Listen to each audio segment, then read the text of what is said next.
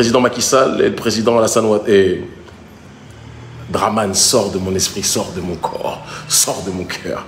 Même quand je ne veux pas parler du mal, le nom d'Alassane Ouattara revient dans mon esprit. C'est problématique.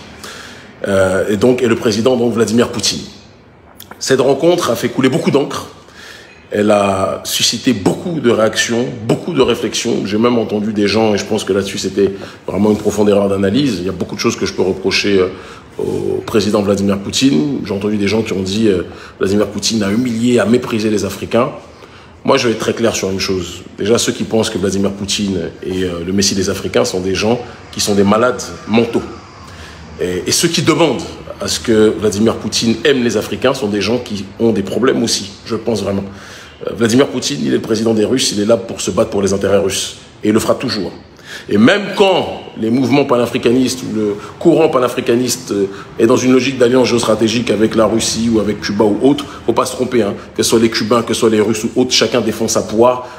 Le problème de l'Afrique n'est pas le leur. Ce qui les intéresse, eux, c'est d'accroître justement les possibilités, les potentialités de pouvoir élever leur pays. Et si ça doit passer par une coordination avec les nôtres, ils le feront. Mais pensez, nous, que ces gens-là sont des gens qui sont là pour nous aimer, c'est vraiment ne rien comprendre à la géopolitique, sachant qu'en géopolitique, il n'y a pas d'amour, il n'y a que des intérêts. Donc arrêtons les émotions.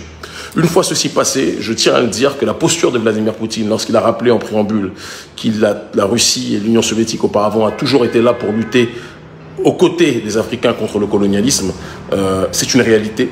Et ça a été la démarche, lorsqu'il a énoncé, d'un homme d'État qui se positionne en rupture face à l'hégémonie occidentale.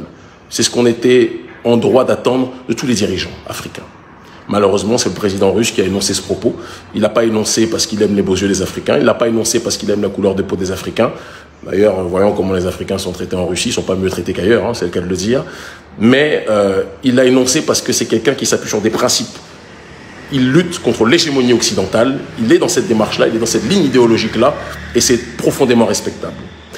Et donc, quand un chef d'État de la hauteur de cet individu, qui se bat pour ses intérêts, qui se bat pour les intérêts de sa nation, rencontre un autre chef d'État qui est censé parler pour 54 chefs d'État et 54 pays de manière générale, et que ce chef d'État, en l'occurrence Macky Sall, arrive dans une position non pas de chef d'État mais de mendiant, excusez-moi, et que personne ne dise, parce que je vous vois venir, hein, Kémy, tu es encore en train de manquer de respect. Non, je manque de respect à personne. Macky, c'est quelqu'un qui a l'âge d'être mon aîné, d'accord? Et je l'aime en tant qu'aîné. Je l'aime en tant qu'aîné. Mais aimer quelqu'un ne doit jamais nous empêcher de dire la vérité. Macky est parti dans une posture, je vous le dis et je le répète, d'esclave volontaire, de quelqu'un qui est dans la logique de mendier. Macky est parti sonner la sonnette d'alarme, tirer la sonnette d'alarme, face au président Poutine en disant que l'Afrique va être dans une crise alimentaire parce qu'on n'a plus on a des problèmes, on n'a plus accès aux céréales, à la farine de la Russie et de l'Ukraine. J'ai failli casser mon téléphone. J'ai failli casser mon téléphone parce que aux quatre coins du monde, on a des dirigeants de leur peuple qui se lèvent, qui émergent et qui parlent dans une logique souveraine, qui parlent dans une logique d'autodétermination, qui parlent dans une logique de dignité et de résurrection de leur peuple, de défense des intérêts de leur population. Et nous, on a des dirigeants mal élus, parce que si c'était une véritable possibilité pour les peuples de pouvoir élire leur véritable voix, je peux vous assurer que ça ne se passerait pas comme ça, mais il n'y a que des tricheries chez nous, malheureusement. Il faut aussi qu'on en parle. On a des dirigeants qui sont des serpillères. Il faut qu'on soit capable de le dire, quand je dis toujours qu'une civilisation est détruite par l'extérieur, que c'est les rongés de l'intérieur. On a des dirigeants qui sont des serpillères.